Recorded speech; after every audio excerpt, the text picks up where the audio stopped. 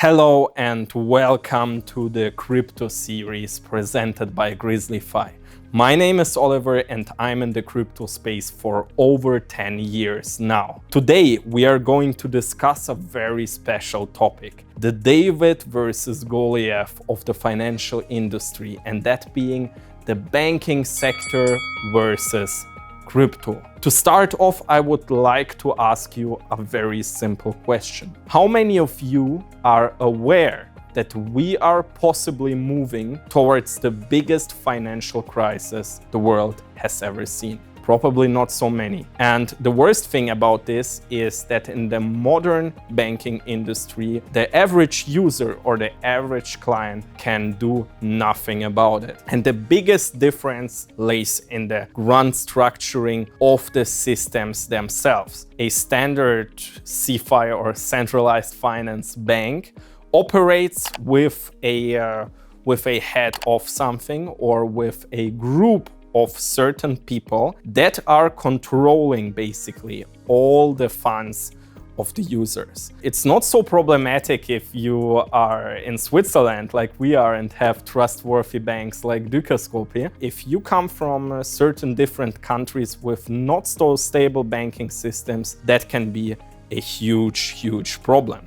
So we recapitulate: a small group of people controls the funds of all the users down there. So you see some kind of pyramid structure. Crypto is basically the exact opposite, because in the crypto space, one of the ground principles is decentralization. That means that every user controls a small piece with their own assets, of their own assets, and participate in a whole decentralized ecosystems. Of course, the crypto industry right now is 100 times smaller than the banking industry, but we have pros and cons on both sides. On one side, you of course have the whole regulatory framework. It's all basically mass adopted already. On the other side, you have much more control for the user himself. So, what are you a fan of? You can write it down in the comments what you prefer: to control your money yourself or to give it to some hopefully trustful bank like we are in here right now. Besides of that, of course, we also have problems like corruption hitting the entire banking industry, hitting the financial industry at its core. There is a statistic that basically says that more inside robbery happens than outside robbery at all. That means that the most robbery happens out from employees of the company itself.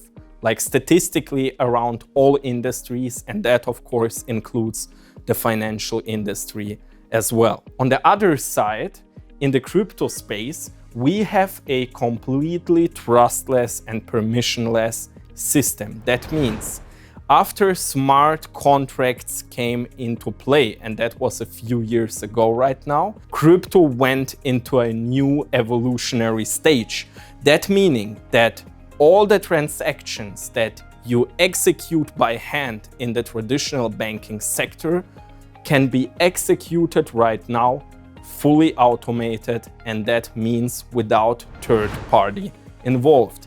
Basically, all the transactions happen in between users, 100% peer-to-peer, what of course gives a big advantage when it comes to security, stability, and transparency of the fund movements. So, to summarize everything on both sides right now, we have on one side the much bigger party being the banking industry, which is of course much more mass adopted. Right now, of course, easier to use and therefore used by much more people. But at the same time, it is basically possible to have corruption inside it. Not all the countries have a stable banking system that is as trustworthy as we are here in Switzerland. On the other side, we have the crypto space, where basically everything happens fully automated, trustless, peer-to-peer, very useful way, but at the same time not so easy to use and not so mass adopted. Much smaller party, but of course with a huge potential for the future. So again, the question for you, what do you think? Where is the crypto market moving in the future? Write it down in the comments and leave a like and subscribe on our channel. See you soon.